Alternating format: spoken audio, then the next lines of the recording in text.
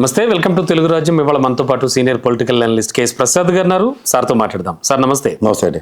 ఏపీలో red book లాగా తెలంగాణలో బ్లూ బుక్ పెడదాం, ఖచ్చితంగా జరుగుతున్నవన్నీ కూడా వాటికి సంబంధించి రియాక్ట్ అవుదాం ఫ్యూచర్లో అనేటువంటిది ఎమ్మెల్సీ కవిత అంటున్నటువంటి విషయాలు. మరి ఈ నేపథ్యంలో చూస్తే ఖచ్చితంగా కంపారిజన్లు వస్తాయి. తెలుగు రాష్ట్రాలు పక్కపక్కన ఉండేవాళ్ళం. మరి ఈ నేపథ్యంలో ఖచ్చితంగా ఏపీలో జరిగేదే ఫ్యూచర్లో టీఎస్లో కూడా జరిగే ఛాన్స్ ఉందా? అండ్ ఏపీలో లాగే ఫ్యామిలీలకు సంబంధించి పాలిటిక్స్ ఇక్కడ కూడా, అంటే ఇటు రేవంత్ రెడ్డి గారు అండ్ మన కేసీఆర్ గారి ఫ్యామిలీ, ఇలాంటివి ఏమైనా కనిపించే ఛాన్స్ ఉందంటారా? రెడ్ బుక్లు, బ్లూ బుక్లు ఏమిటివన్నీ? ఎవరైనా అడిగితే నాకు కోపం రాదు, కానీ సార్ ఇలాంటి జర్నలిస్టులు అడిగే ప్రశ్నలకి మాత్రం సిరెత్తుకు వస్తుంది. ఎందుకంటే మీరు గమనించారు లేదు, కరెంట్ పాస్ ఆట అంటారు కాంగ్రెస్ వాళ్ళది, టీఆర్ఎస్ వాళ్ళది. ఇన్ని కబుర్లు చెప్తుండే రేవంత్ రెడ్డి కేసీఆర్ ఫ్యామిలీని ఎవరన్నా ముట్టుకున్నాడు? అన్ని 10 ఏళ్ళు పరిపాలించి మన ఉద్ధరించి వెళ్ళారు. కాంగ్రెస్ వాడిని ఎవరన్నా ముట్టుకున్నారు వాళ్ళు? ఎందుకు సరే ఈ పొడి కబుర్లు చెప్పి కాలక్షేపాలు చేస్తారు ఒక్కొక్కడును? ఎందుకు ఆ దిక్కుమాల బుక్కులు? అక్కడ ఎర్ర బుక్ ఎట్టి చూస్తున్నాం దరిద్రం అంతాను, జరిగిందోటి జరగబోయేదోటి చేస్తుందోటి, దేనికి పొంతం లేకుండా. ఎందుకు టైం వేస్ట్ కార్యక్రమాలు? ఎవరు మొన్న మంచి రెడ్డి జలక్కిచ్చాడు రియల్ ఎస్టేట్ వాళ్ళందరితోనూ వ్యాపారం ఎట్టించి మొత్తానికి కుబుసాలు కదుపుతామని.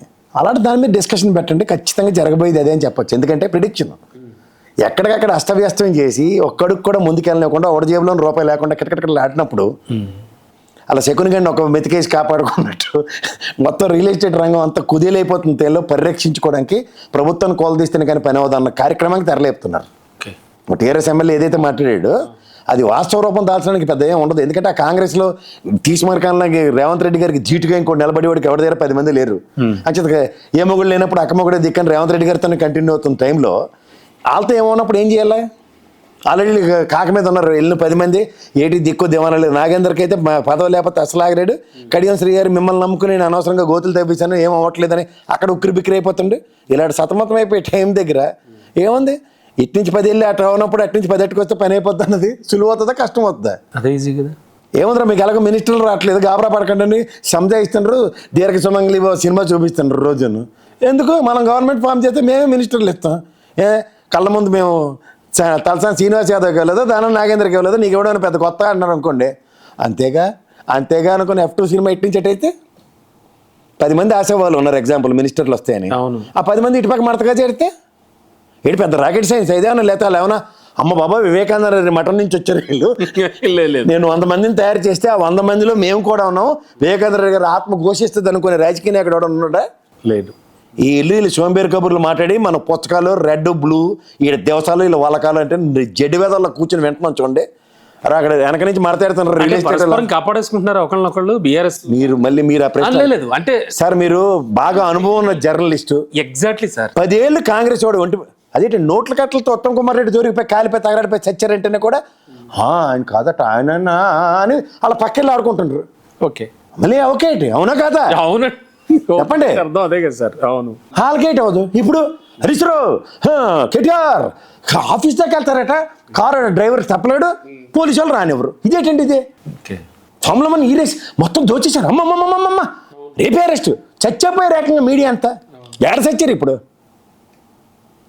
ఎందుకు సరే టైం వేస్ట్ కార్యక్రమాలు? మ్యాచ్ వీకింగ్ IPL మ్యాచ్లే ధోని వచ్చాడు సింపేతారంటే 99కి అవుట్.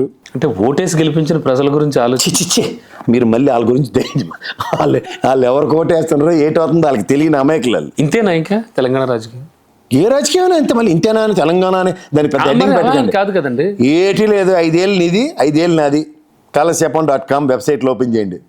అలాగే కాలక్షేపం. మీరు ఇందాక మాట్లాడుతూ రియల్ ఎస్టేట్ గురించి అన్నారు. మరి ఏమిటి పరిస్థితి? ఫ్యూచర్ రియల్ ఎస్టేట్ వాళ్ళు అందరూ రెరాల్లో ఒకసారి మీటింగ్ పెట్టుకుని చేతులు కలుపుదామా?